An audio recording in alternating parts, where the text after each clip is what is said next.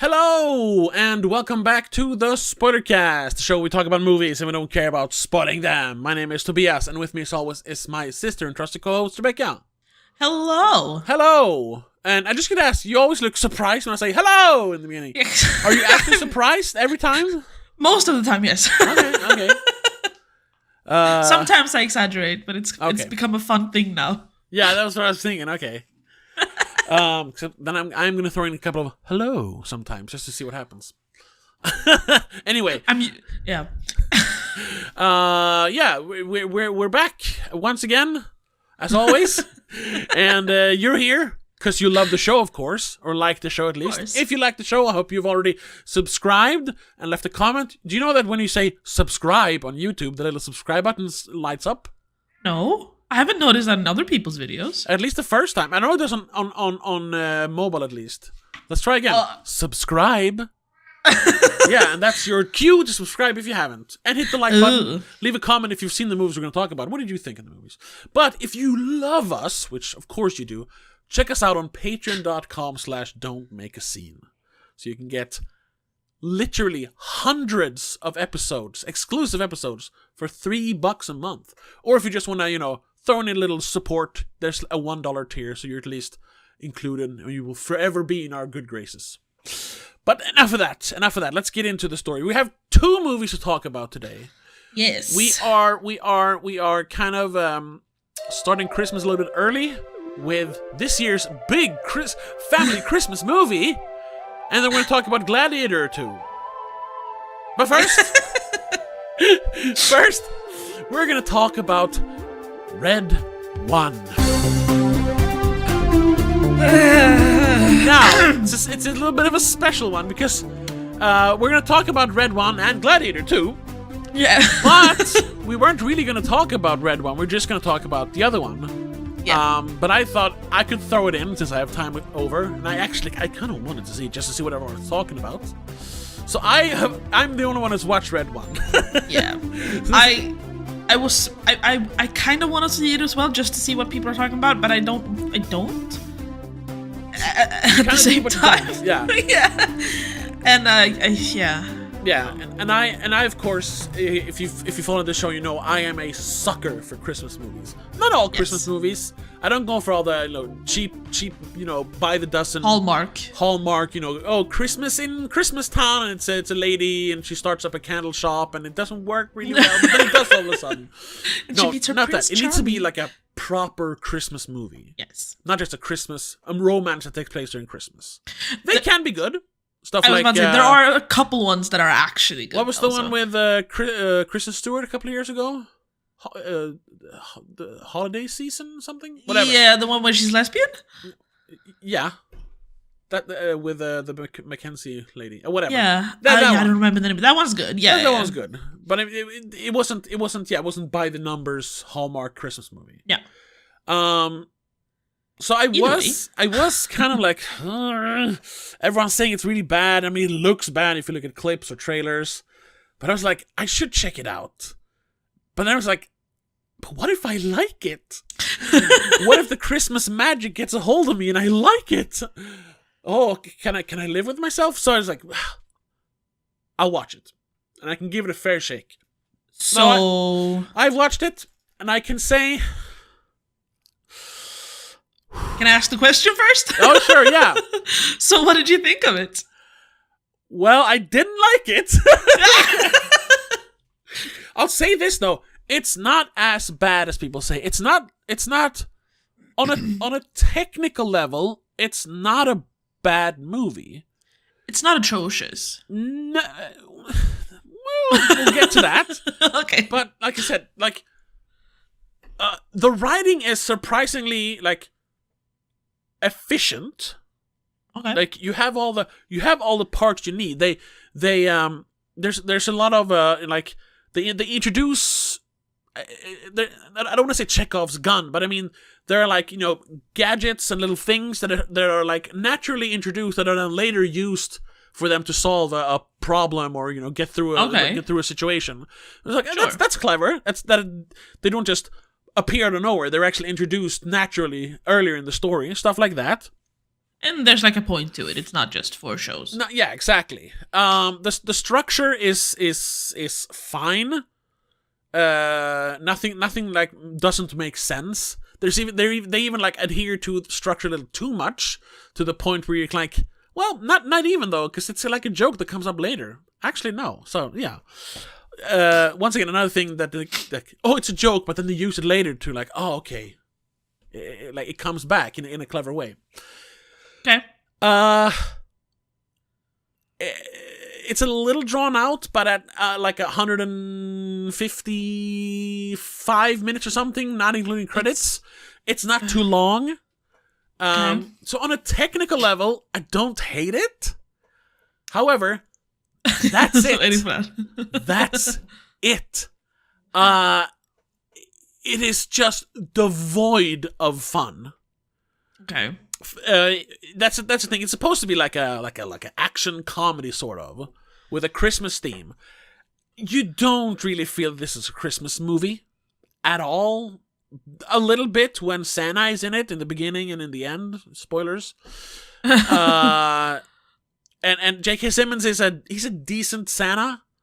But he doesn't strike me as a Santa in general. Well, he can no, because you think of him as the grumpy angry guy. and Yeah, like, yeah. But yeah. no, he's actually he's jolly, and he seems to genuinely be, have like because it starts with him in a mall. They're posing as a mall Santa. And he's like genuinely like seems to like it, and it doesn't seem, he doesn't seem like he's stretching his acting. He's really just in it. Stuff like that works, but I don't know, little things like not that it matters, but like there's a whole scene where he's like working out, and like he's super. Santa? Yeah, Santa works out. He's like super strong. He does like. What is it? 500 push-ups in 5 minutes, and then he puts on a lot extra weight on his barbell while The Rock spots him and stuff like that. It's like, what's the point to that scene? They make a joke about it that he burns 430 million calories in one night, so he has to work. He has to be strong, and he has to eat all the cookies. During Christmas. Okay. Because he burns all the calories going around the world in one night. Okay. But it's not. But it's like, it's still an unnecessary scene. I'm assuming. What's the point? Yeah. He could have just been sitting in his room checking off the naughty list while they're having a conversation about. Because that's the thing. The story is that Santa is kidnapped, and the Rock, or Dwayne Johnson, as he'd like to be called now, is his. He's like his main. He's his chief of security for the ELF team. Yeah. Yeah. That joke's stolen, by the way. Everyone uses that by now. yeah. The ELF is an acronym, yeah. So, he is, of course, he has stopped kind of not believing in Christmas, but he stopped, having faith in people, because this is the first year that there are more people on the naughty list than the nice list. Standard. Yeah, so he's kind of been like losing faith in it, and, he's not putting it all in, so this is going to be his last Christmas that he helps Santa. Okay. So he leaves his notice of whatever he's 2 weeks notice. Leave of absence. Yeah. 2 weeks notice. Yeah. Yeah, but then of course Santa gets kidnapped, so he has to get a hold of Santa. His last he's gotta find Santa. Yeah. And Chris Evans gets involved because he unknowingly helped the bad guys find the North Pole and find Santa. Because he's like a hacker. He's a hacker / thief / something. I don't know. I watched the first minute of the trailer, and they call him the best hacker in the world. Yeah, hacker, I suppose. Yeah, hacker. But he does some sleuthing in the beginning as well. But I guess technically that is brute part force of being hacking. a hacker. Yeah, it is. It is. If you want to do like real hacking, you have to actually go places. You have to know shit. Anyway, so they go around the world.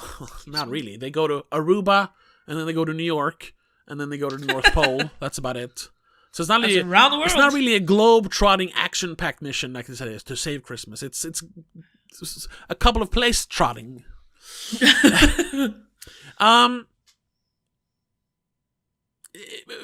But that's the thing. Like, there's not really a Christmas feel to it at all. what it feels instead like, it feels like a Marvel movie. From that minute I watched, it looked like Fast and Furious. That too, yeah, but Christmas themed almost, or like taking place over Christmas, I guess. Yeah. So there's no Christmas feel at all. A little bit towards the end, maybe. But because I guess they save Christmas. Yes, they do. Spoilers. Who could have thought? Yeah, exactly.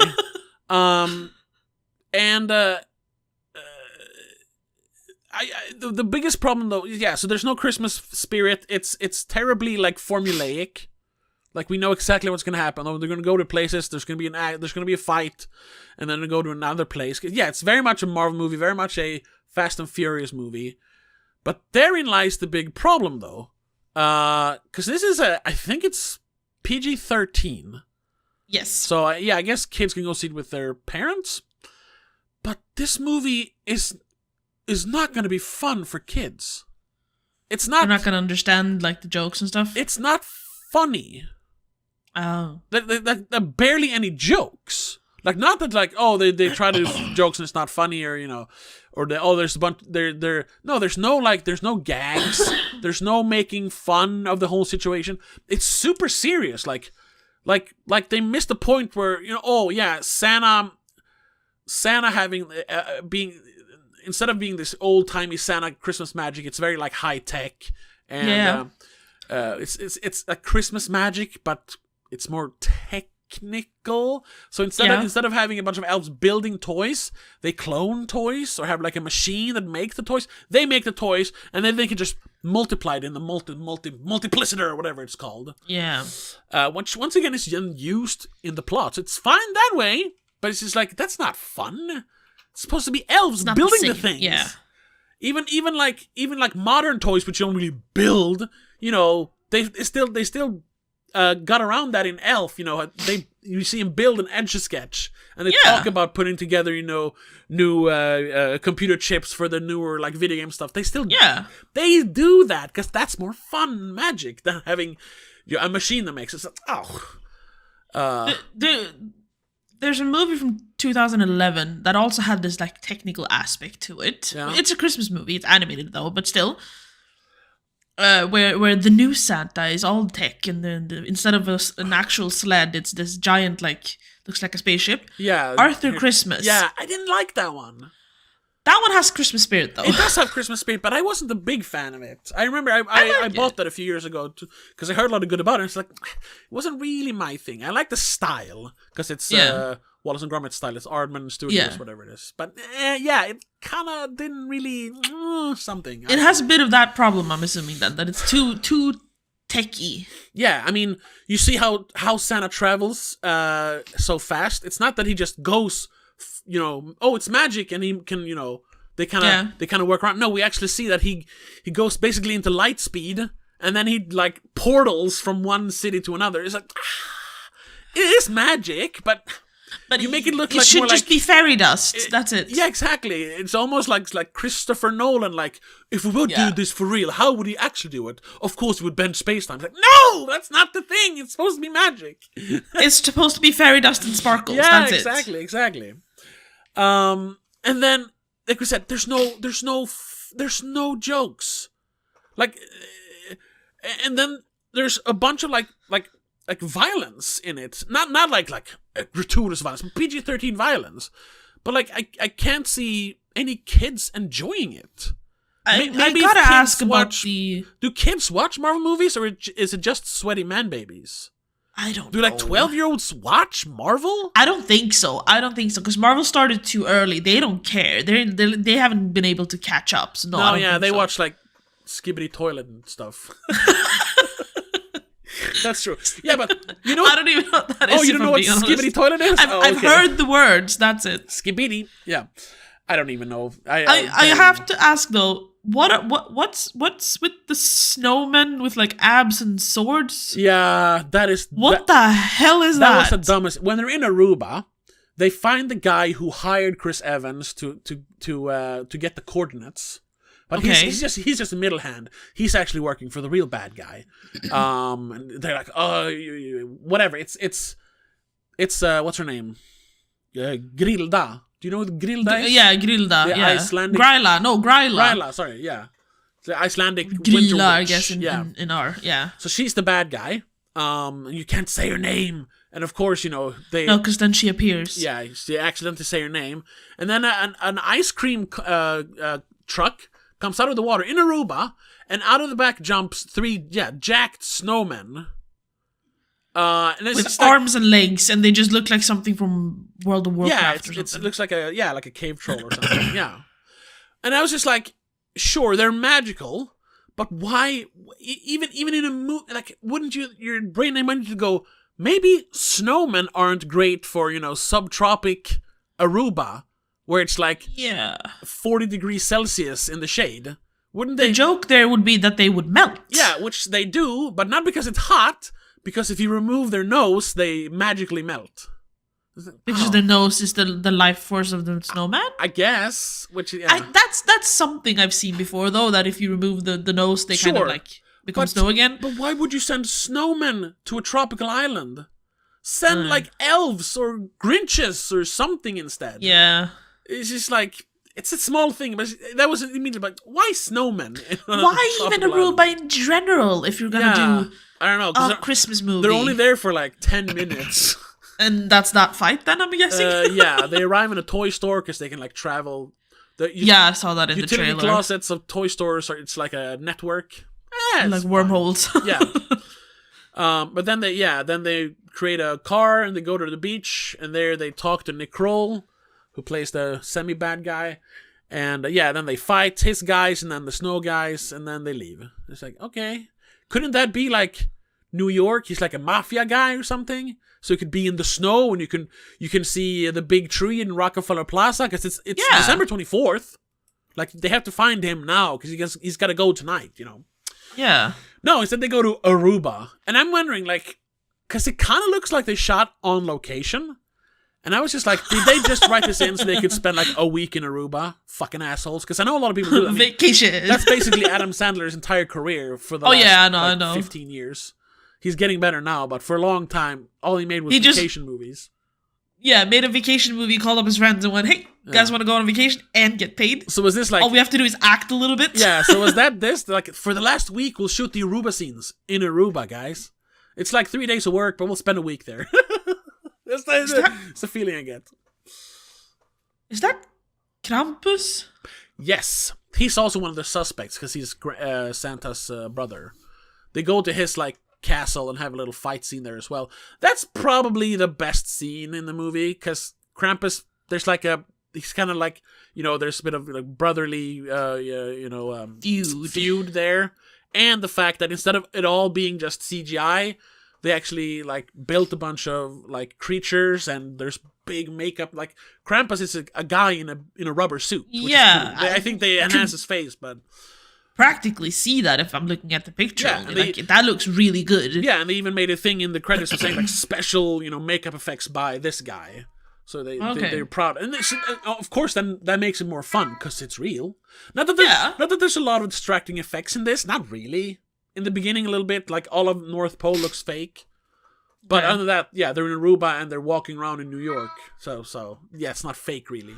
But it was fun to see cool effects like that. But the sequence wasn't particularly interesting. And then there's the typical Chris Evans is a deadbeat dad, but magically after one heart-to-heart conversation with Dwayne Johnson, he kind of like, no, I guess whatever, and they kind of bond. Once again though, in the formula for that in a screenplay, it works perfectly here. Like, as they're at their lowest point, they get captured by Krampus, and are imprisoned there. So they kind of have time to reflect. Both have time to reflect, like, over their problems and talk. And then they kind of come together and they get out of there by working together. And then they're, okay, now we're on. Now we're gonna work together. So now I love my son again. Okay, basically, not that he didn't love him, but he was like, I'm just a problem, so I should stay out of his life. Yeah. So yeah, it's like we said, technically very well made. Yeah. Like we said, very, very effective when it comes once again to the technicalities of the script, but devoid of any fun. Not fun, no Christmas spirit, bad Christmas movie. And in general, just a bland, boring movie. I didn't like hate the fact that I spent 2 hours watching it, but I'm never gonna watch it again. And I can see why this is bombing, because once again, no kid is gonna want to watch this. And it's not like, oh, the grown-ups want to go see it with their kids. They're going to hate it too, because there's nothing fun for the grown-ups either, because it's so devoid of substance. I saw like a clip from Moist Critical talking about it. He's like, yeah, it's not good for anyone. It's not good for the adults. It's not good for the kids. That's what I heard a lot of people saying. I was like, really? But no, it's true. It's the opposite of Shrek, then, I assume. I was going to say that too. It's the anti-Shrek. And usually when you say, who is this for? Like, you can like, we get who this is for. It's for some people. It's for nerds. Or sure. It's for Uber fans, or it's for, if it's a woke movie, it's for feminists to pat themselves on the back. But this one is literally for no one. No one's gonna enjoy this movie. Yikes. And like we said, I think the worst part, partly that, but also the fact that they don't have fun. Like, they don't poke fun at the fact that, like, he has like the leader of the elves is like this super jacked guy. It's The Rock. And he's not silly. He's just The Rock. It's not like he's like, ooh, cookies, or nothing like that. Has he ever been anything other than himself? No, that's in the a movie? thing. But that works for stuff like in the Fast and Furious movies, or sure, or back in the day when he did the Scorpion King, or whatever. I was thinking about that when he plays a football player. Gridiron Gang, Game Plan. I think he's done something like that. Yeah, or like when he's a Tooth Fairy. Oh right, but that's a kids movie, so then it works. Like, this and they're making fun of it a little bit. Yeah, they're making fun of it. This wrestler guy is gonna be a Tooth Fairy. Here's like, yeah, of course he's the head elf. What? Like, no one's like, what? No one's questioning it. No one's. There's never a What about the big ass polar bear called Garcia for some reason? He's part of the elf team. He's part of security. He's not really a character. He's in like 2 scenes. Okay. I don't. Because he's got his own poster, so it feels like he's important. Well, yeah, because he looks. It's fun that they have an anthropomorphic polar bear, so that's something they can sell it on. But he's barely in the movie. God damn it! There's so many posters, by the way.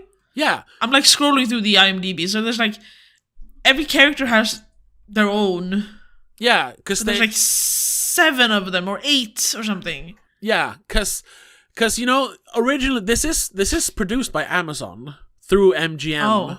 But it's also then being distributed by Universal, and Lionsgate is involved. Yeah, it's this huge venture. Originally, it was going to be just a streaming movie on Amazon Prime, which that's why it kind of looks kind of flat. Everything looks very flat. It's like I said, it's kind of ugly that way. Okay, once again, like a Marvel movie. But then for some reason, like pretty late, like towards the premiere, so to speak, they decided, no, we're going to release it in theaters, which just doesn't make sense. Because that means that all of a sudden they have to actually, make money off of the movie, because it's not on streaming platforms yet. And I wondered, like, did they think people were going to go see this, or was it like, Jesus Christ, I don't know. And of course, then they promoted it super hard. With millions of posters and that stupid clip of Dwayne Johnson saying like, oh, I was watching Oppenheimer in IMAX. And I was like, if I could put my movie, Red One, here, it would be game over, man. I was like, no, you're game over already. What the fuck? You said something about Nolan earlier, and I was like, wait. This is where you should mention that. But I came back to it, it's so dumb, because if this was on Prime, it wouldn't have to make money, because they just make money, from subscriptions. So even if no one watches it, it's fine, because they make money anyway. somehow it's more acceptable. Yeah, because it's just a streaming movie and it doesn't make garbage. Which this is. It's nobody cared about this movie. It's content garbage. Yeah, because that's what it looks like. It looks like a Holiday in the Tropics, or there's so many of those movies where it's just like, it's not supposed to be in theaters, but we're making it. It's a dime a dozen Christmas movies. We just want to release a new one this year. Yeah, there you go. I think because they had Dwayne Johnson, because they had Chris Evans. I mean, they have The Rock and they have Captain America. Yeah, and it like I said, it kind of has that Marvel movie feeling. I think they thought like, we might have a hit on our hands because everybody likes Marvel, right? Everybody likes this kind of bland, generic action adventure bullshit. And like, first of all, superhero fatigue is actually kind of setting in now because the quality has gone down so much. And this is not even like, this doesn't even have the recognizable characters. It's just the actors. But nobody cares about Chris Evans. It's like, he's Captain Unless America. He is Captain America, no one cares. So this was gonna. That surprised me a little bit, though. There's a lot of big names here. Yeah, like I haven't seen Lucy Liu in anything for quite a while. All of a sudden, she's in this. Yeah, this was one. She's not really in the movie very much. And then Kiernan Shipka, who plays Gryla, she's in. She's Wednesday Addams. No. Kiernan Shipka is Sabrina. She's Sabrina. Sorry, yeah. Yeah. Not a Netflix thing. Yeah. But then, I don't know. Like, kids don't know who Nick Kroll is. Kids don't know who Mary Elizabeth Ellis is. No. It was nice that Christopher Hivju plays Krampus, but once again, kids don't know who he is. So I don't know. I don't know. That was targeted to the adults, I'm assuming, but it doesn't really seem to be working. No, not at all. Like, kids don't know who Bonnie Hunt is, but they have all these big names. But for what? For why? What was the point? It's going to cost you more money. Nobody's going to watch this, and guess what? Nobody did watch it. It made $0 basically. It has a 34 Metascore? Yeah, and the opening weekend in America and Canada, it made $32 million. Oh my god. On this movie cost $350 million. And that's the estimated budget. We know they spent probably $500 million because they had to pump out all the ads and shit. Especially since they're doing it kind of late, probably. They're like, shit. Yeah. So they just pay extra to get it all done. And worldwide, because it's been out for a while now. It's been out for like a week or two. Yeah. It's been, even worldwide, it hasn't even made $1 million. It's made less money than fucking Strange Darling. You know, the micro-budget word-of-mouth horror movie. I wonder if Dwayne Johnson, I was about to say The Rock, is sane enough to understand that this is a failure and you should stop. I think he has started to understand it now. It kind of started with Black Adam when he realized like, oh shit, I don't have the star power I used to. Because people are kind of over it because he has played the same character for 15 years now. Yeah. Like, and it still works for certain roles. Sure. Honestly, I'm not even that excited. I was gonna say I'm kind of excited to see him back in Fast 11, but that was only because there's that teaser in the end of number 10. But honestly, now it's like, no, I'm not really interested in seeing him again. Holy shit, he has 12 upcoming projects planned already. Oh my god. One of them obviously is Fast X Part 2. Yeah. Or 11 or whatever you want to call it. Untitled Fast and Furious films where he's playing Luke Hobbs. But they were going to end it with number 10 and then they dragged it out to 10, 1 and 2. Yeah. What? Okay. Jungle Cruise 2. Oh, no. Jungle Cruise sucked. Well, I guess that still made money, though, so... Sure, but, San Andreas 2? Oh, do you remember no. San Andreas? I mean, I kind of like that because I'm a sucker for disaster movies. Yeah. No, I agree, but like, is the San Andreas fault gonna move again or what? like exactly. What's the deal here? Big Trouble in Little China. Isn't that a remake? Yeah, I don't think that's gonna. They've been talking about making that movie for like 20 years at this point. I don't think that's gonna happen. I really hope it doesn't, and I don't think it will. It is in production though, according to IMDb. Oh no! It's got Gary Goldman as a writer, but that's about it. You have writers and Dwayne Johnson, so I don't know. I don't know. No. Then Moana. Moana 2 is obviously coming up. We know that one. Yeah, the real life remake of the first one, Moana. Wait, they're doing a You didn't know that?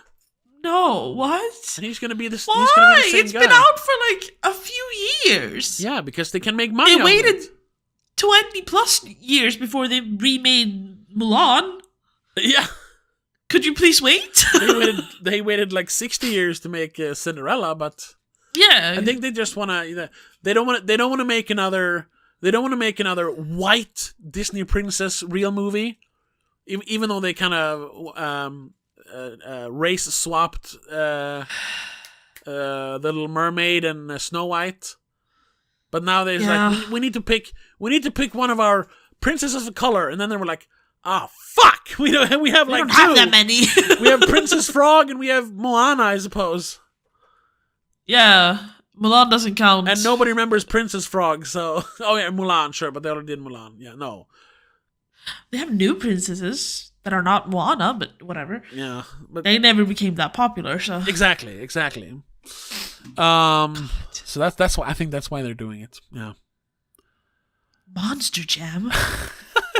No. I don't know if that's a movie, though. That seems to be like a show or something. Okay. like an actual live show on stage kind of thing. Oh, okay. And then something called... Do Monster Jam shit. The Smashing Machine. The story of mixed martial arts and UFC champion Mark Kerr. Oh, okay. Yeah, I've heard of that. That actually seems to be... Because that seems to be like a real movie, because Benny Safdie is making it. He's one of the Safdie brothers who made... Who made A Good Time and Uncut Gems. Yes. I mean, he can make movies, so hopefully that's actually a good movie. But other than that, yeah, it's garbage. He's making garbage. He's making so much as well. That's the issue. You know what? I give up. Yeah, Let's not talk about him anymore. No, I was gonna say because I mean, because he was never like you can even read about that. It wasn't like he wanted to make movies. That he wanted to be a movie like an actor. He wanted to like cook while the iron's hot. So when he was famous, he became the most electrifying man in sports entertainment. That was his thing in wrestling. And they really, because he became popular with the fans, they really pumped a lot of like money into like him being he was the big wrestler for a few years. And of course, I know that. that's gonna transfer over to like he can make movies now because we can put The Rock on the poster and people will go see it. Yeah. And so he was just, as long as people keep watching me, I'll keep making movies. We're gonna pump out movies. He's become a billionaire. Oh yeah. So whenever his popularity dries up, he doesn't care. So his movies aren't making money anymore. Obviously, I mean, look at Red One.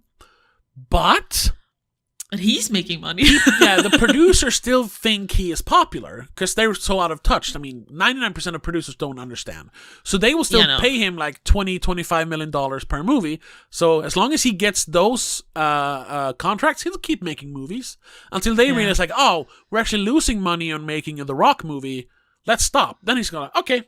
And then he'll live comfortably in all the billions of dollars he's made and his stupid Termana boost, whatever it is. Right. And his energy drinks, stuff like that. And like, he's fine. This was a business decision. And then of course there were the we mentioned it before, the very unsubstantiated but still rumors that he was maybe going into politics. Yeah. That's why he kept such a clean image for so long also. Because that's the next step. When you made all the money, now you want the real power, which is in politics. Yeah. Yeah, there's a few other people who've done that. Yeah, and that's why, even though he was very charming originally, eventually you kind of saw through that and realized, oh, he's not a movie star. He's just a businessman. Yeah. And that's why popularity is waning now, because you realize, like, this is fake. That's it. And I think that's it. I think this might be the first nail in the coffin. Red One completely tanking, losing them $500 million. Jesus Christ. Anyway, yeah, we've been babbling off for way too long.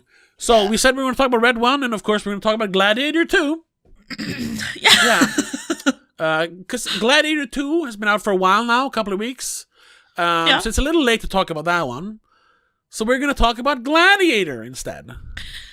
Also, because I hadn't seen Gladiator up until today, basically. Sorry about the little ruse.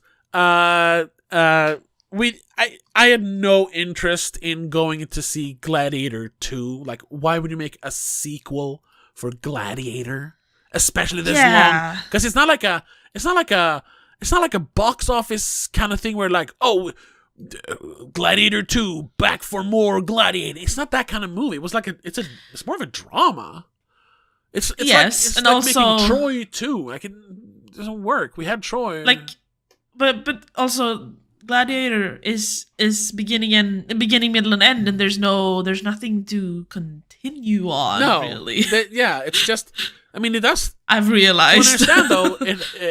The new Gladiator guy, played by the guy, whatever his name was, he is supposed to be the young child from the first movie, Lucius Verus or whatever it is. So Connie Nielsen's son. The prince, the son. Yeah, Paul Mescal plays Lucius. From what I understand, he's supposed to be the grown-up Lucius Verus. Okay. So, who for now, for some reason now is... after his home is conquered by the tyrannical emperors who now lead Rome, Lucius is forced to enter the Colosseum and must look to his past to find strength to return the glory of Rome to its people. It's basically the same story, but... Yeah. Now he's actually part of the royal family. Okay.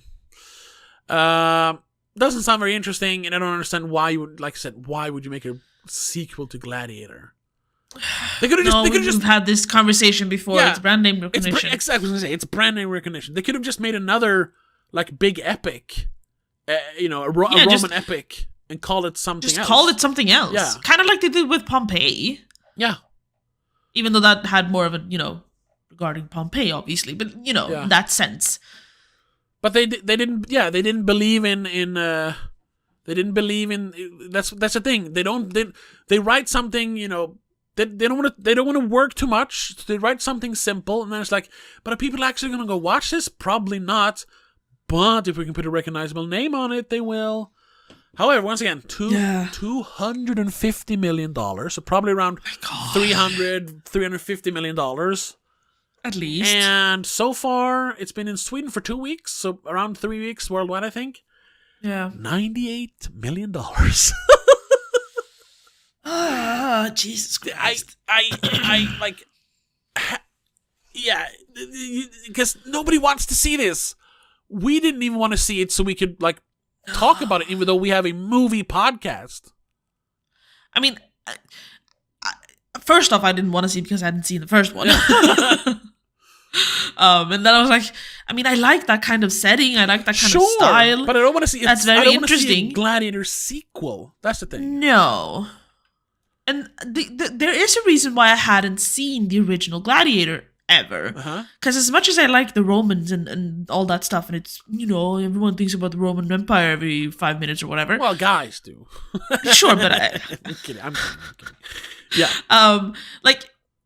The premise isn't interesting enough, in my opinion, because it's the way, if you don't look at trailers, if you don't look it up properly, Gladiator to me is like, oh, they fight in the Colosseum, that's it. Okay, so there's two guys in an arena and a bunch of people screaming at them. What's exciting about that for 2.5 hours? No, but that's where the story comes in. There's a reason for them being there. Yeah, sure, of course, which makes more sense when you know that there is more to it. Yeah. It's also a 2.5 hour long movie, which I never like. No, the original as well, specifically. Yeah. I'm fine with that though, because it doesn't feel bloated. I didn't think, at least. No, it does feel long though. Yeah, but we're not gonna talk more about it. We'll go back to talking about box office and stuff like that. Sure. In a little while. But first, we're gonna talk then about Gladiator 1. But we're gonna talk about it as From well. the 2000s. Too. Yeah. So this was the first time you watched it for real. You'd seen clips before, I suppose. Yeah, I'd seen clips and bits. I mean, I knew the. Oh no! Just because of that, I forgot what the fuck he screams in her face. Am I not merciful? Is that what he screams? Yeah, exactly. Yeah. Are you not entertained? Isn't that from that as well? Yeah. That's when he. The second time he fights in the arena. Yeah. The little arena. Yes, of course, I knew some of the more famous clips, and I've seen bits and pieces. Sure, but yes, this was the first time I watched it. I have to admit, I did not watch it in one sitting. I couldn't. It was just, my mind just shut off, so I had to pause it. Okay. And then I, for some reason, did not want to see the last 30 minutes, so I had to watch them this morning. Okay. But what did you think of the movie? It was fine.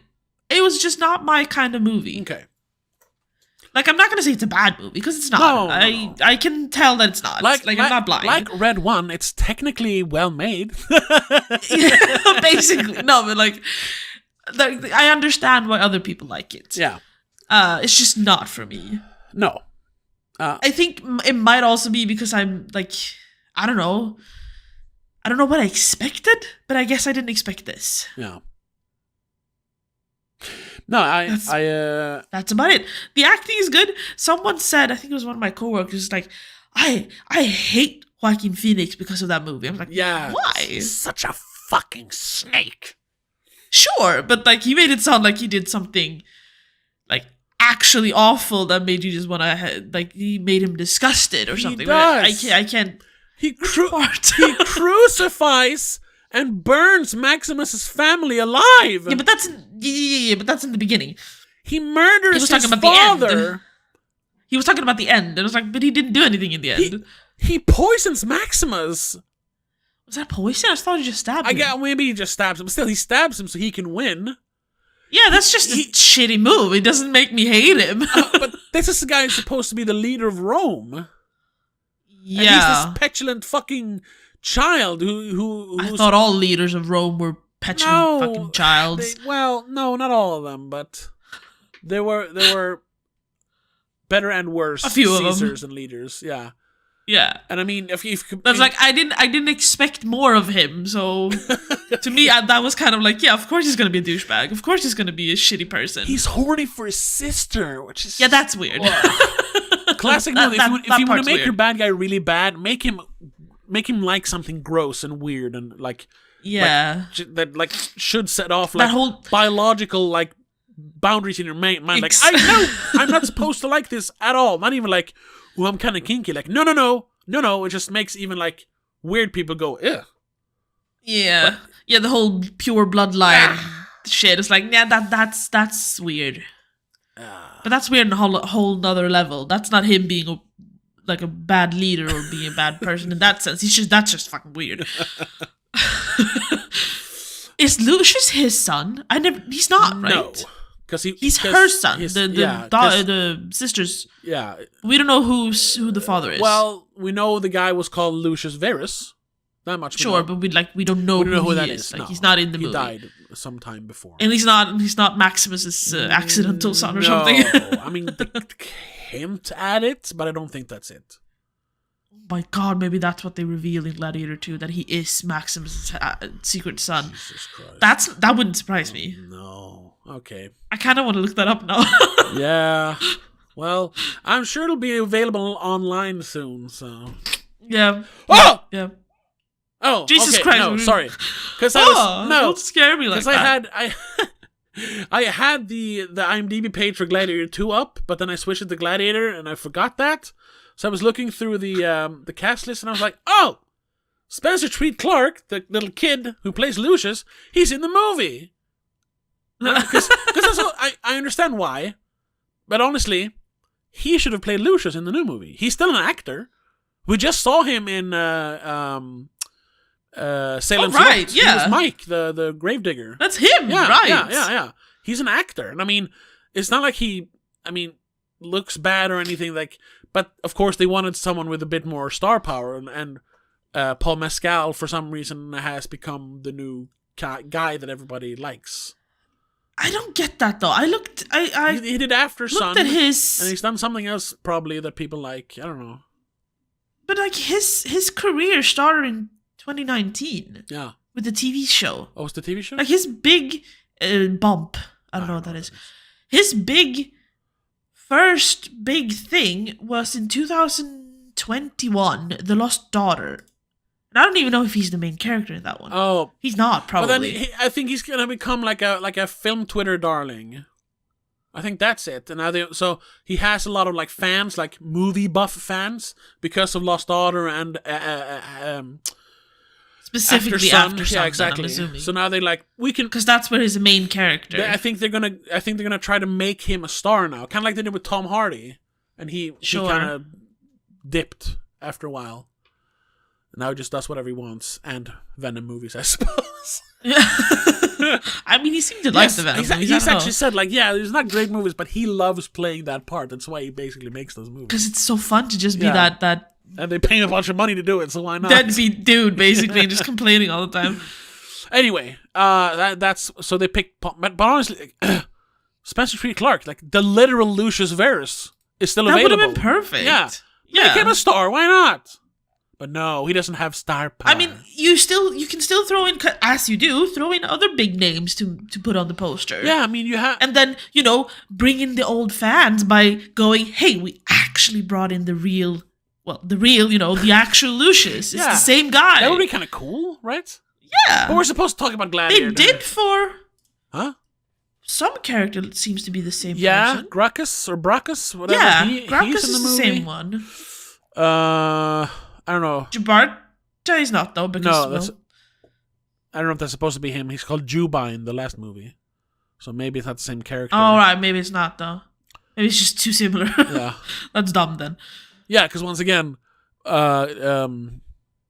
shit, what's his name? What's that? Jimon Hunsu is still an actor. Yeah. So I hope that's not the same exactly. character and they just switched the...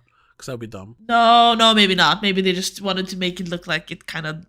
It's his brother, whatever. For some reason. Or something. Years ago, my brother fought with your... the guy you knew. Exactly. The guy died. Yeah. I don't know. Okay, well, Gladiator 2000, the original, and should be standalone only. Yeah. Do you remember when you saw it the first time? Ooh, it was fairly new. I was obviously too young to see it in theaters. I think... wherever I have it now, I don't have my movies in order anymore. Or no, I can tell. My shelves are not in order. Like, these are in order, but I have the end shelves over there, beginning shelves, whatever. Doesn't matter. I bought Gladiator some years after it came out. They released like a 3-disc super edition on DVD. This is maybe 2003, 5 maybe? I don't know. I bought that and I was like, ooh, that's that movie everyone was talking about. Because I remember when it came out, it was a big thing. It was like the biggest release ever. Oh, yeah. There was like, they had like behind the scenes, not like a documentary, but like, like behind the scenes little like press junket things. Yeah, BTS things on TV. Like Channel 3 in Sweden just showed it one day. Like a 20-minute like part promotional of thing. like Nyhetsmorgon and shit? No, it was like a promotional thing. They made like a half an hour documentary that we can send out to all the TV channels in the world. Oh, okay, cool. Yeah. And where they showed how they like rebuilt the Colosseum and all that stuff. Because it was that's also something we should talk about, how it was like the first modern epic. Like harkening back to like the 50s and 60s movies like Ben-Hur and Spartacus and Cleopatra, like those movies, they started failing. That's why they stopped making them. It was the end of that era of Hollywood, the epic era, so the studio era. Before the 70s came, of course, where we had more auteurs working.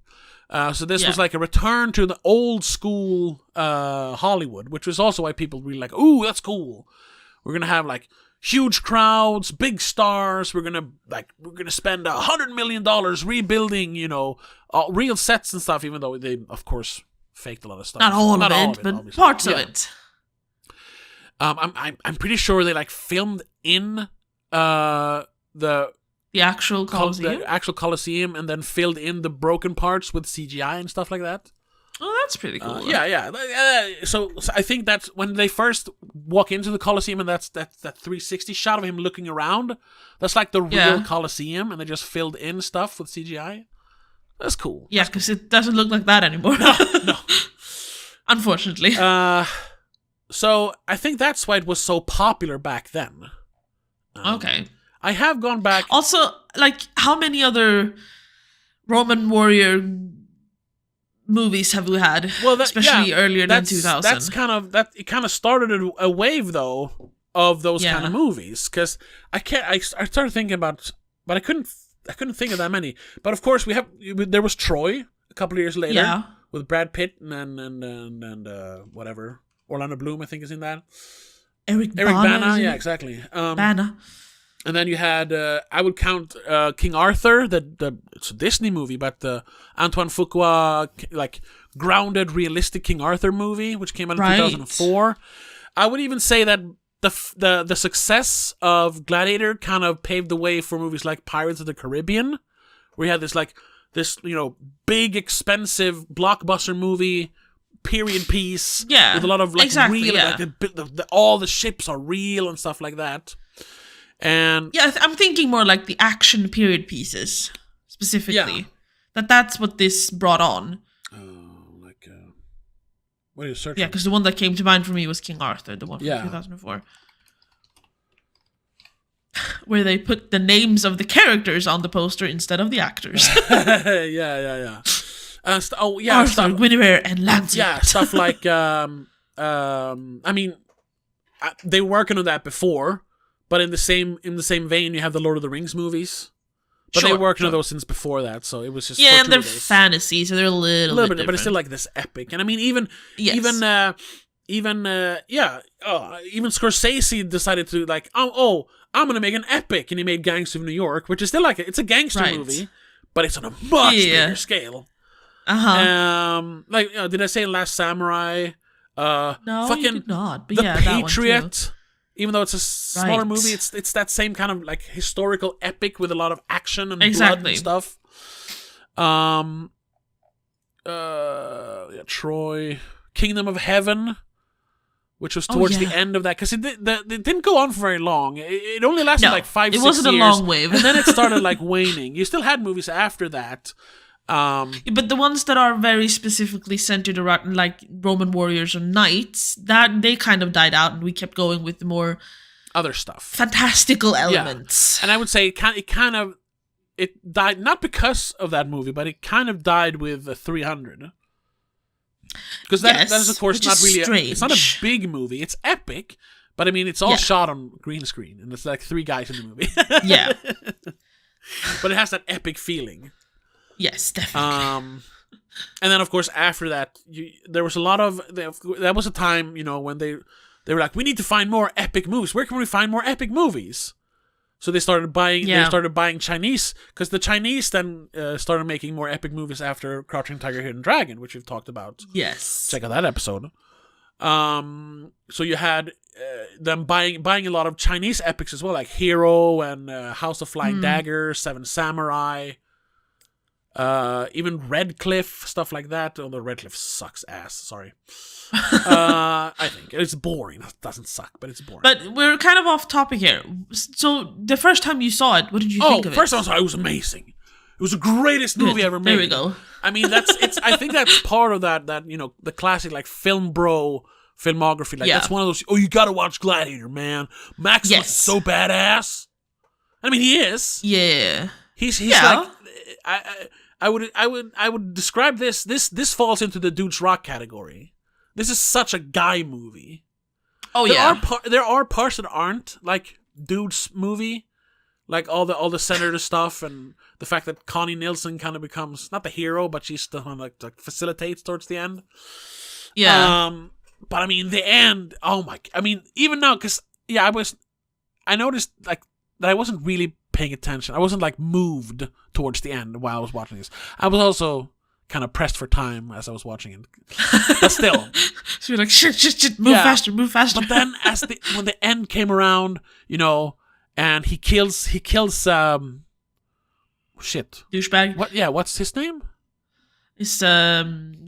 Commodus. Yeah, he kills Commodus, and like with his last breath, he's like, "Free the prisoners, reinstate Bacchus or Gracchus or whatever his name is." Gracchus. Yeah. Basically, it's what he was supposed to do when Marcus Aurelius wanted to make him Caesar. And then he just like falls over, and then Brachus, he walks into the, or is it Gracchus? No, that's Falco. No. Yeah, that's Falco who walks in. No, but no, the guy. No, yeah, no, but then the guy says, "Who's gonna help me carry him?" Isn't that Brachus? Oh right, yeah. That's I don't know white-haired guy. Which one was that?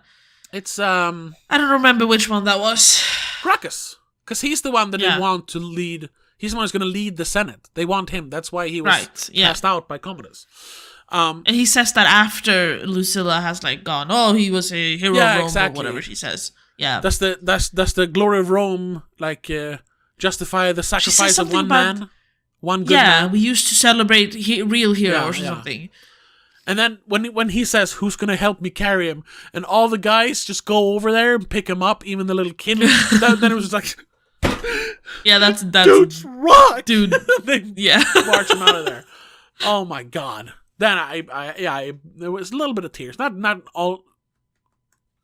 outright crying, but it was like, damn it. It wasn't see you again. No. I thought of that scene the other day, and it made me cry. Oh god, my god, yeah. But that one has real impact. Yes, I was listening to it was an old episode of Come Town, I think. And they were talking about crying in movies, and Nick Mullen, the most foul-mouthed, like emotionally cut off person in the world, at least among comedians. He said, "No, I don't cry for movies. I haven't cried since Fast and Furious." He said 6, but he meant 7. Since Fast and Furious 7, when the ending, that I cried then. I was like, hell yeah. Everyone cried.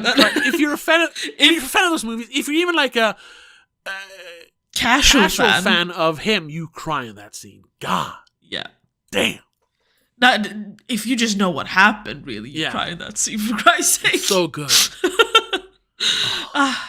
It is one of my favorite movie theater moments I have ever experienced. I've never seen a whole. It was like it's one of the biggest screens in Europe as well. It's the big IMAX in London. Every dude in there cried. It was beautiful. It was beautiful. That is how you make a movie. Oh yeah. Okay, that is not the movie we're talking about, though. No, we're talking about Gladiator, Gladiator. So yeah, the first time you watched it, emotional, dude, this is perfect. It's that movie. It's that That's moment. Why it won Best Actor, Best Movie. Right, it won 5 Oscars. Jesus Christ. I thought I was going to be able to check them up, but no. Here we go. Best Picture, Best Actor in Leading Role. Joaquin Phoenix was nominated for Best Supporting Role. Yeah. It was nominated 5 times. Sorry, didn't win five Oscars. It won two. Best Picture, Best Actor. But was nominated for Director and Writing also. It was also nominated for Best Cinematography. Oh shit. Cinematography. It won. Oh, sorry. Here. Won Best Costume. Yeah. Nominated for. It was nominated for editing. It was nominated for Best Original Score. It won for sound. And visual effects. That makes sense. And effects. Yeah. It was nominated for art direction, set direction. Yeah, set direction. Yeah. So it was nominated for a lot, but it did win 5. Yeah, it won 2 of the big ones. Yeah. Yeah, exactly. But I gotta. Costume is pretty good though. Yes, costume is great costumes. Great costumes. Yeah. Especially like you hadn't seen that kind of costume work in Hollywood for years and years and years. I mean that white armor in the end is cool. Yeah. Even if it's a douchebag wearing it's awesome. really damn cool. It's like a Warhammer 40k armor. Yeah, and I think it's the second fight Maximus has when he's fighting the Tigress of Gold. Yeah, yeah. It's the second fight in That's the big. really cool yeah, too. yeah. All the helmets are awesome. Yeah. But I gotta say though, editing is one of the problems I have with this movie. Okay. And there is a director's cut, which I think is like 3 hours long. I think that's on my DVD. Probably. And I gotta say, if you've watched that, which I have, but it's a long time ago, but like, I think the theatrical cut feels a little hacked up sometimes. Okay. It feels like there's big jumps. And it also has that problem, which I don't understand why it's ever a technique to use unless like you don't have any more footage. There's this, the fake slow-mo where you double the frames, so it's like it kind of looks like my video right now. It has that weird choppy, you know what I mean? It's like they realized afterwards, like, shit, we should have had that in slow-mo. Yeah, exactly. And instead of like going back and reshooting it somehow, frames, they just basically, or something. I don't know exactly how they do something, it. Yeah. And it's used so many times here in obviously in the fight scenes, but like for dramatic scenes, I was like, why are you using it so much? That's one of my. I didn't notice it. Okay, I always notice because I think it looks so bad. That's even a thing in. I've been rewatching. Well, yeah, the sequence where he's finding his wife and son. That one. They have that a little bit too. There, it's like, why? Yeah. Just okay. Also, they want it to be longer and more dramatic. Just let it play the way it is. Then, fuck it. Exactly. You don't have to make it 3 seconds longer by making it look ugly. It's just dumb. No. Also, everyone's saying his family got crucified, but their feet are dangling. We see their feet hanging. But it's supposed to be. You just don't see the crucifix. I don't know. Maybe they didn't want to show that. Because I'm thinking, because they do hang. Oh yeah, his aide, his friend, Cicero. Yeah.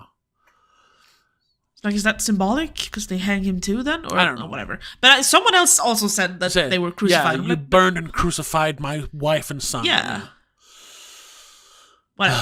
That was just nitpick for me. I was like, wait, but their feet are dangling. What the fuck? Anyway, that's also something I have noticed in. I've been rewatching the Lord of the Rings movies with my parents our parents, because it turns out they haven't seen those. And it's like, what the fuck? Excuse you? Yeah, we're watching. How have we missed that? We're watching Return of the King this weekend. Probably you're invited. I told you you're invited if you have time. Yeah, no. See if time is there. But they use that kind of slow-mo a lot in those movies as well. And it's just like, why? The movies are so beautiful. Like, even the like CGI stuff works pretty well still, 20 years later. But then you throw in... like we said last year or whatever when we did the... but then they throw in those and it just looks so ugly. Why? There's once or twice, and I don't remember which one of the movies, where they do that one, and it's for some reason the effect works. It's like me. It fits. I think it used it in like a dream sequence or something. And I know that some of the orcs jumping around in the last battle, in the first one, the Battle of Amon Hen, when Boromir is dying, when they get shot, they use that effect. Obviously because they wanted him to fall over in slow-mo, but they didn't. It kind of works in that one because it adds to the gritty and the like. And he's like losing consciousness. Yeah, sure, there it works. But still, there's another one, but I think that one is also maybe when Frodo is, when he's becoming sick of the ring or because of the ring. Maybe, I don't remember. And they're using it there again. I'm like, it kind of makes sense because it mirrors his physical illness or something. Like, but there are moments where it just doesn't work. No, it's just like, ugly. Why? Like, did you not think of that beforehand? Yeah. Did you not think you might want to shoot some of these epic scenes in slow motion? They're editing it together. Just because. And we got to use some slow-mo here, but we didn't film it in slow-mo. Fuck. All right, just copy the... No, then just leave it alone. Just leave it then. Because it's so ugly. Because that one I can understand why you won't go just, I'm sorry guys, we need all 300 of you to come back on set in costume just to film this one slow-mo scene. It's gonna cost No, $1 you're not million doing to shoot that one scene. Yeah, no. And it's like 2 years later. I was like, no. Half of them won't fit in their costumes. Oh, by the way, since we talked a little bit about budgets and stuff. Yes. I meant the wrong. So of course, the wrong gladiator. This is 20 years old. So of course there's inflation. Yeah. Sure. But this movie. But approximately. Yeah, this movie cost $103 million, and this was supposed to be the biggest. Like this was it's one of the biggest movies at the time. And this is also where you see the money on. Like I said, they went to the Coliseum to film. They had like hundreds of extras on set. They built all the armors and swords for real. All the sets are real. Can you explain? Like looking at the photos, solely on the photos, there's like one that sticks out as fake for me, and it's when they come back to Rome, and Commodus walks up the stairs to meet his son, and the crowd and everything in the background is just so fake. Yes, there are some of those. But that's like one of the few like ones. Green screen shots and some of the exterior shots of the Colosseum where it's all CGI. You can definitely tell because it's 2000s. Yeah. So, but still. Exactly. But I mean, even it's mainly those wide shots where you have a lot of background you need to fill. Yeah. Where they use that, which is acceptable. Let's see. even if you like calculate it by today's inflation and whatever, $103 million in 2000 was $188 million in 2024. So it's still barely, much cheaper. Barely half of the budget of Red One. And that's where you got to start at. Like that's when we go back into conspiracy theory territory again, like with the Victor Salva video. Where does all the money go?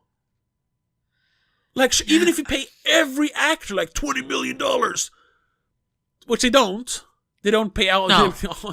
Maybe The Rock gets $20 million. Maybe Chris Evans gets like 50, because I don't think he can demand that much, because he was never. Not anymore. He was Captain America, but that's it.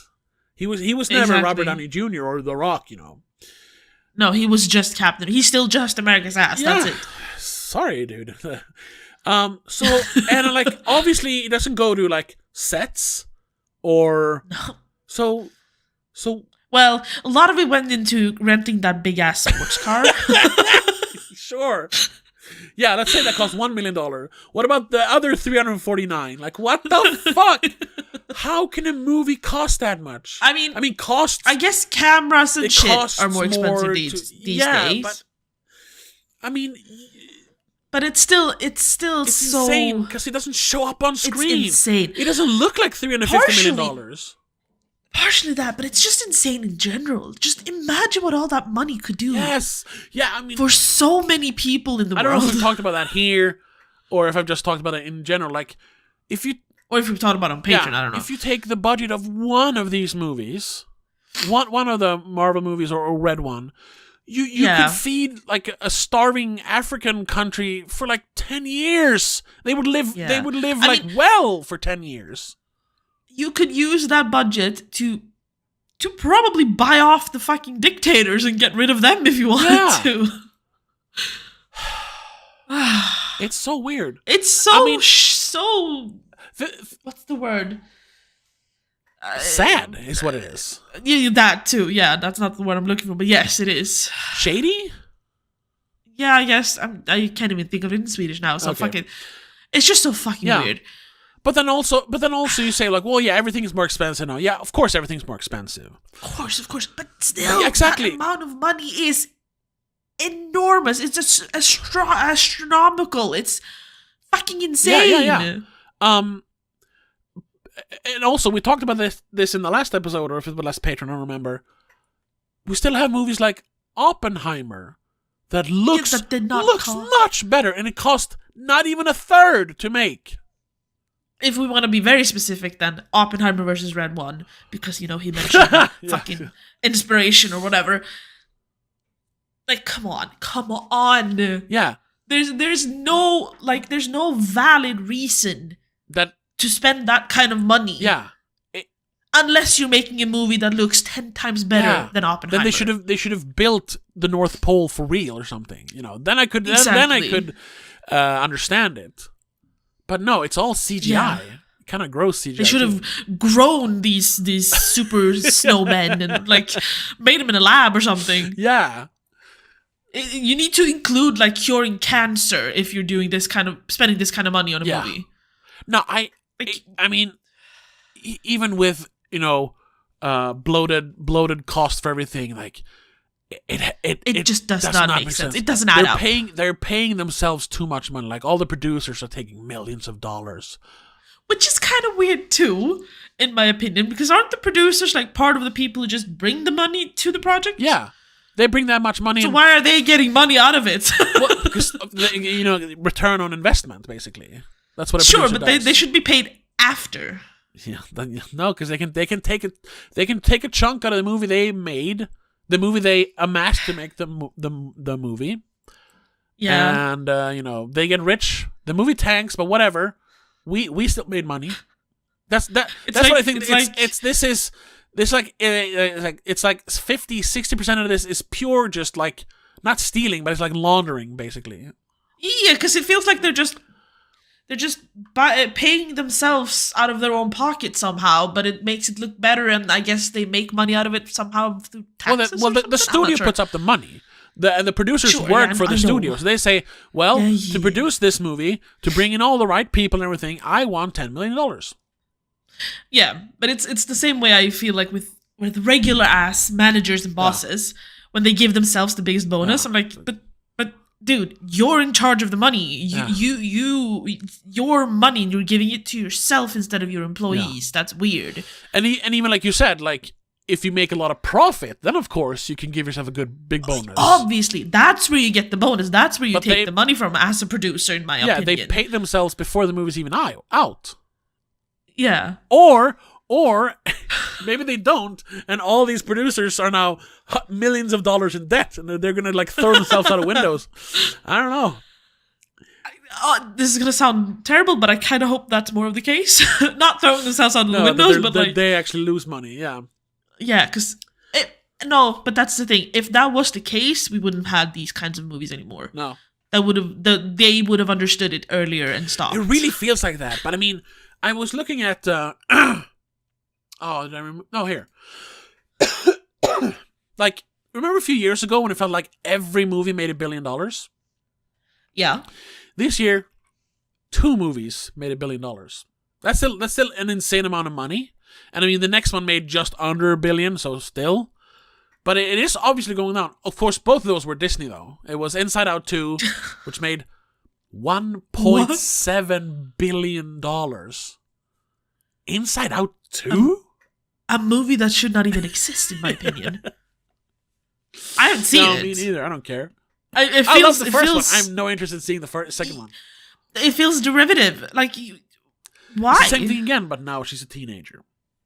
Yeah, so now she has more emotions. Actually, yeah. But she was like 12 in the last movie. Yeah, but this still takes place 5 years later. I don't know. So now she's like 15, 17. And then, of course, Deadpool and Wolverine did 1.3. Yeah. This is kind of sad. Despicable Me 4 made $967 million. There's a fourth? Yeah. I didn't even know there was a third. Oh, okay. Now that's how you make movies for kids. Like, I don't like those movies. I thought Minions made like 4 movies, but I didn't think the actual Despicable Me thing was was another movie. The whole Despicable Me, the Minion universe is like 10 movies at this point. It feels like holy not shit, 10, like almost. I mean, I get it. They're funny. The Minions are funny. You can't deny that. They're annoying as shit, but they're kind of funny. They're not funny. They were funny in small and it amounts. Definitely worked for kids. That's what I was gonna say. That's how you make a kids movie. It's a cute little thing that goes banana. Yeah, it's I can't not imagine watching an entire movie with just them, but with Gru and the kids. Sure. Being in between, they're funny. They're the funny, cute little sidekick that we have. I've only seen the first one, so I don't know. But that's the only one I saw. And it was pretty good because it had that kind of Shrek quality. It was made for kids, but also for grown-ups. Yeah. It also spawned one of the greatest memes, in my opinion. Which one? Or the meme format, where he's presenting stuff. Yeah, okay. Yeah. Yeah. But I can't fault them for making more of those movies, because it's like printing money, because they know kids love the little minion guys. The little blue, and I mean, even new kids will continue to love them. Like, you don't have to. It's not like you're making the movies for the kids to watch the first one in theaters. You're making it for newborns, basically. Of course. You're just gonna continue making it for the younger ones. Do I wish they made more like kids movies, more substance, like Shrek, or I don't know, whatever. I don't watch kids movies anymore. I actually don't know another one that has the same. Yeah, of course, but I mean, I can't fault them for making more Minion stuff. No, because kids love it. No. After that, But that one is also not atrocious. It's not the worst movie ever, like the worst thing I've ever seen. I don't know. I can kind of I've only get seen it. The first one, like I said, and yeah, that one wasn't atrocious. And then there's a big jump down though to 709 million only for Dune Part 2. And then there's a big jump. Holy shit! Yeah. Now that's a movie that looks expensive. Yes. What did that cost? I promise you, that one didn't cost. No, that might be expensive actually. Hold on, let me see. It's probably expensive, but if we're going by quality, it should be twice as expensive as Red 1 was. Yeah. But it's not gonna be. 190 million. So yeah, half of Red 1. And that's within the same year. Yes. So it's not like it's fucking inflation or whatever. No. This is same dollars as Red 1 dollars. That is insane.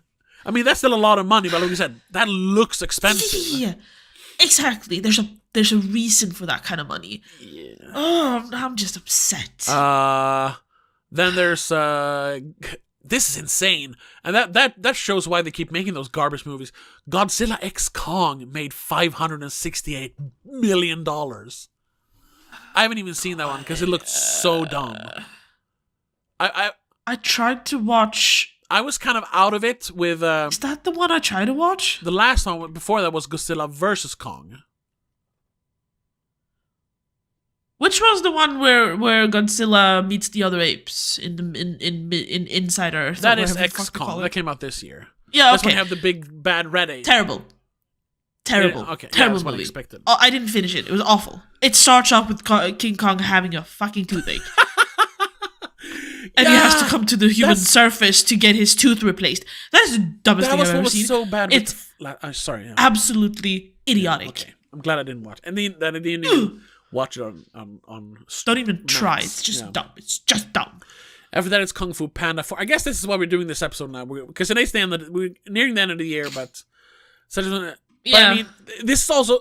I just want to remember, these are all movies that made more money than Red 1 and Gladiator 2. You have Kung Fu Panda, $548 million. Then there's a bunch of... Number 4? Yeah. Oh, yeah, number 4. Then there's a bunch of Chinese movies. Of course, they made a lot of money. Sure. YOLO, Successor, Pegasus 2. I have no idea. Now, this I'm kind of happy for. Beetlejuice made $450 million in the box office. Damn. Now, that was one of those movies I thought, this is going to tank, because nobody cares about a 30-year-old movie now, do they? I mean, yeah. Somehow that nostalgia worked, though. A lot of people talk about it. Yeah, I know. And I'm happy because, I know some people didn't like it. We liked it. I really liked it. In the comedy section, it's probably one of my favorites of the year because I don't watch a lot of comedies. Yeah. Just want to see what the budget of that was. For me, it's a nominee for Spoiler Awards. Jesus Christ, though. For the comedy. This one had a lot of effects and stuff, like physical effects, but it cost $100 million. It doesn't look... That's not too bad. It's not too bad, but still, that's a lot of money for Beetlejuice. It is a lot of money for Beetlejuice, but I'm assuming there's a lot of actual sets as well. Sure, to be honest. Like all of the underworld or the... What's it called? Afterlife. A lot of it's probably sets. Yes, it is, obviously, but, I don't know. Like even that crooked fucking hallway that they ran through 3 times. Yeah, no movie should cost more than $100 million. No. Okay, Dune 2 did, but they, like I said, you can see the money on screen. Anyway, after that, it's Venom, Last Dance. Once again, I'm not particularly fond of those movies. I've only seen the first one. It was fine. But I'm glad those movies are making money, because at least those movies are having fun. They're like poking fun at Marvel movies or, superhero movies. Yeah. $437 million. Then Bad Boys Ride or Die, the fourth Bad Boys movies, which came out for some reason, $400 million. That's insane. Wow. King of the Planet of the Apes, $397. That's good. Probably didn't make that much money though, because that's another one I think was pretty expensive, like $160 million or something. Yeah. But at least they made their money back. This one, though, Twisters made $369 million. I'm happy that made money, because that was not a movie that felt real. It's available on streaming now, by the way, so you can watch it all at once. Check it out. Yes. I'm still trying to convince my fucking boyfriend to watch it with me, but yeah, it's hard to find time nowadays. Then Alien Romulus made $350. Should have made $350. It made $350 million. Then here we talked a little bit about how the box office is very different now than it was in the 90s, where, the second biggest movie of the year was Mrs. Doubtfire. We actually do have a family fun rom-com shit? like a romantic drama. We have It Ends With Us. Was that an A24 movie? It's the one where Florence Pugh has cancer, right? And Spider-Man is her boyfriend or whatever. It ends with us. Wasn't that one? No, it's the Blake Lively movie, which people said she was promoting domestic abuse. Oh yeah, but the reason that one made money is because people would have hate watched it. Probably. But the book is popular as well, right? Yeah. The book is pop, but I haven't watched it. I haven't read the books, but or the book, but I can tell you why it became popular. It's the controversy. Yeah, mainly. What I heard that was one that is it's about a like even the book is relationship. controversy. It's about domestic abuse. Oh, that's what it's about? Okay. It is about domestic abuse. Oh, okay. I thought that is the entire thing. The main character. Okay. No. The main character is making her way out of a domestic relationship and trying to start a new one. Abusive neurosurgery. And it's about the psychology of it, basically, like how a person handles that. But then they throw in weird romance tropes and flowers, and I don't really know exactly, but it's kind of strange. But isn't the story that she ultimately leaves him because he is... She does. It is a happy ending, but there's also like... But how is... A lot of it in it. How is that promoting? I don't understand. I think it's because they sold it as a romantic romance movie. No. When it shouldn't... Yes, they sold it as a romance movie. As a drama about domestic abuse, I suppose. Yeah, and it was the fact that people immediately went, well, hold up. You're promoting it in two different ways, because first of all, there was an issue between the director and he plays one of the characters. He plays the domestic abuse person. Oh, that's weird. And Blake Lively. There was something happened. They didn't like each other eventually, it seemed, because they'd stopped promoting the movie together. And in every single one of his interviews and promotional whatever, he mentioned the whole domestic abuse. He always cited some sort of source where they can go and get help if you're in that kind of situation. Yeah. He talked about how this is important to showcase that you can make it out of that kind of thing. While Blake Lively went, grab your girlfriends, put on your florals, and go watch this movie. Completely ignoring the fact that it is a very dark subject that is something you need to be kind of careful with. Yeah. Especially today. Sure. Like, this day and age where the internet exists and you know how people get butthurt kind of easily. But isn't it also that she finds real love in the end? I don't know if that's... Because obviously they're selling this like a bookstagram thing, like... Because this is obviously a book that like too. all the girls are like, oh my god, it's so fucking wonderful. So you gotta sell it that even if a book is a little bit darker than that, you still gotta pander to that crowd, which is, grab your mimosas and read a saucy book with me. Yeah, but the thing is that you're also putting the name Colleen Hoover on it, which is the author. And a lot of her books are very problematic. Oh, okay. Oh, wait. So Are they problematic or are they actually problematic? No. There's incest. There's more abuse. There's the one that people are like mostly mad about for some reason is a very distasteful joke about a child and his private parts. Ew! Okay. Which also, I mean, karma, I guess, because the parents who make that joke die in a car crash like 2 seconds later. The kid survives for some reason. Okay, weird. But like, yeah, there's a lot of like, it's a weird, it's kind of uncomfortable to read a lot of it because it's romanticizing incest a lot of times. Ew. What? Yeah. Okay. I've read one of her books, which is the only one which is more of like a murder mystery kind of thing. And even that one has some scenes that are just like, what the fuck is this? Okay. But she's still popular. Where she's... yeah, because humans are weird and like strange stuff and like want to read about this taboo things because they can't really do it in real life, I guess. Oh, but not incest. Some of it. No, but some of it is. And some of it just look past. Some people just look past the fact that it's incest and just go, oh, but she describes the romance so well and I just don't care that they're siblings. Yeah, obviously. Sure. And but I mean... they're still siblings, and why would you choose to write them as siblings? I haven't read those kind of books, but I've heard excerpts from those like books that became famous on TikTok. There's one Spice, you mean? Yeah, there's one specifically. This is through Meat Canyon or Papa Meat on YouTube.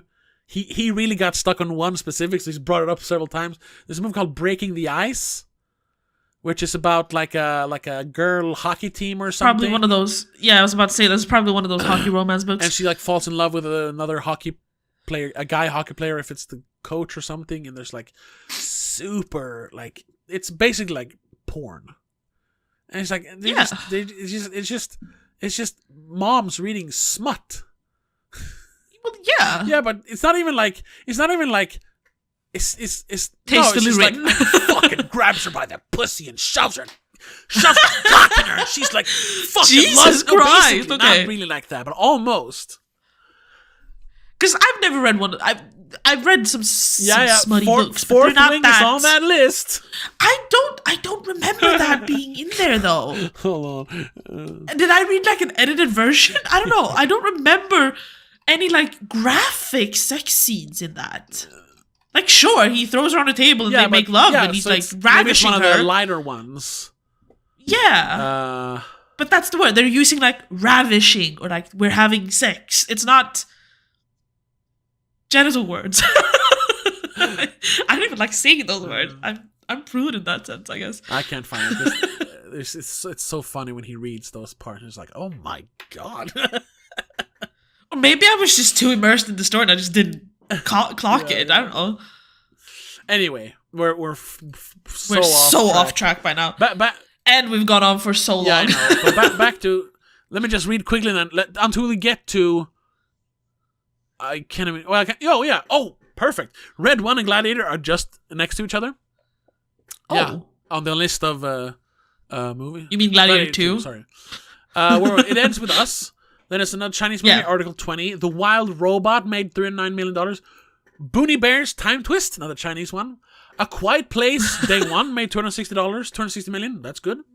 The Garfield movie, I thought that was going to bomb, made $254 million. Joker. I didn't realize there was a Garfield Joker, movie. they said it was... They said it was going to bomb. I mean, it only made $206 million, but I think that's enough for it to break even at least, because that was another one. They gave him so much money to make the movie. No, they gave him like $100 million. Yeah, and he didn't even want to make the movie. Anyway, then you have Ghostbusters: Frozen Empire. Did you even know they made that one? No. Well, yeah, that one I knew they made because we saw that trailer so many times and we just went, I'm not watching it. Then another Chinese called A Place Called Silence. I don't know what that is. If made $184 million. The Imaginary Friends movie, directed by John Krasinski. That looked like a Netflix movie. The Fall Guy. Did we watch that? No, you didn't watch that. The Fall Guy. No. Right, that one. Bombed, but it still made $180 million. The Bob Marley movie made $176 million. Street 2. Was that this year? I don't know what that is. Street 2. I don't even know what Street 1 is. Because it has a domestic box office. I was saying, is it a Bollywood movie? Maybe it's like a Asian movie. Whatever. Yeah, Transformers 1, Long Legs is on the list for 125. We talked about that. The Chinese movie. It's above. Oh yeah, 125 well, yeah, million. Obviously. Civil War, this year's best movie maybe, made $100 million. Oh my god. Mean Girls made $104 million. Jesus Christ. Well, it drew a crowd, obviously. Listen to this. Madam Web made $100 million. Obviously that lost money, but it made more money than Gladiator 2. Then Argyle, the one with the writer. Yeah. The super spy writer. 96 million. Twilight of the Warriors, Walled In, Chinese movie. Challengers made $93 million. Did you watch that? The Zendaya movie? I think where I watched it, the last 5 minutes just would not work. So I don't know exactly what happens in the last 5 minutes, but that's about it. That is such a good ending. I'm gonna. Anyway, Challengers. Then The Pig, the Snake, and the Pigeon, another Chinese movie, No, there's a lot of Chinese movies. Well, there's a lot of Chinese people. They have to go to the cinema sometimes. Yeah. No, I'm just there's a lot of. I thought this was a domestic. No, this is a worldwide box office. Oh, okay. None of these movies made $1 billion domestically. No. That's worldwide. No, that's and true. then we have Red One at $89,328,000 and Gladiator 2 at $86 million, $969,000. Ay. I mean, Speak No Evil, the little thriller horror drama. Yeah. Made $75 million. A movie that nobody watched. Wasn't even good. It's insane. Out of this is how many movies? Oh, it's the top 100 of the year. So these are the 100 movies that they have on the list. So the last one is CCM Fallout. That's a Chinese movie. It made $26 million. Yeah. Red One, which must be the most expensive movie at $350 million. Most likely, yes. It's number 43 on the list. I mean, you when you see that as the producer for this movie, as the fucking Rock, you must understand. This must be a wake-up call. This is it. Yeah, come on. Oh my god. Yeah. Like I said, I'm just upset now with the amount of money that's just wasted on garbage. Yeah.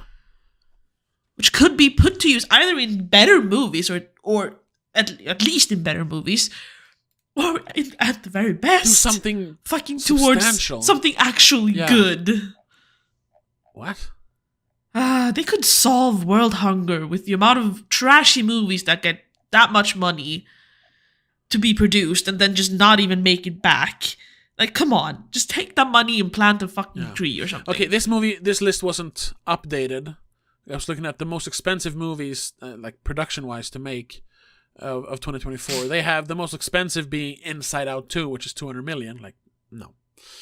Then there's Deadpool and Wolverine, $200 million. Argyle cost $200 million.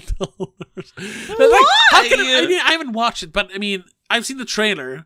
It's a spy movie. They're on a train. They're in a. They travel a lot, sure. So there's a few locations, but But then maybe they had to pay a lot to rent that vineyard that they use for blood. But under that is Dune Part 2 once again, $190 million. Holy shit! But I didn't know it was that much. Joker 2 cost $190 million. Or they gave him that much money. That's not on screen, though. They must have just pocketed a lot of that. But okay, so I think we can confidently say, because this list is from October 2024, so it's not that old. Yes, it's just a month off.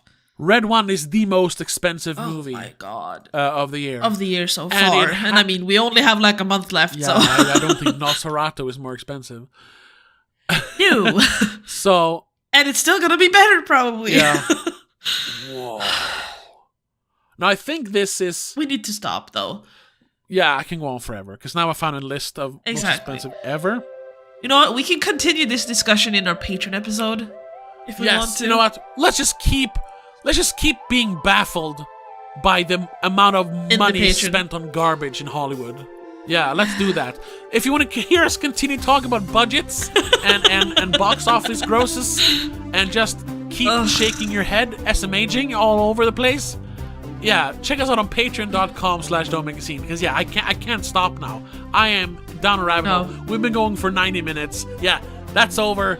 Thank you for watching. Thank you for listening. We'll be back next week with the last November episode. I don't know what it's gonna be. I want to watch something cheap now because I'm sad and mad. See you next week. But until then, have a good one. Bye. Jesus Christ. The Spoilercast is part of Please Don't Make a Scene. It's hosted by Tobias Vedén and Rebecca Vedén. Produced and directed by Tobias Vedén. Executive producer is Annika Vedén. I also want to give a big shout out to all our patrons. Mom and Mac, Laura Kinney, Daniel Delgaiso, Christopher Belén, Mom, Dad, Seek85, and Jacob.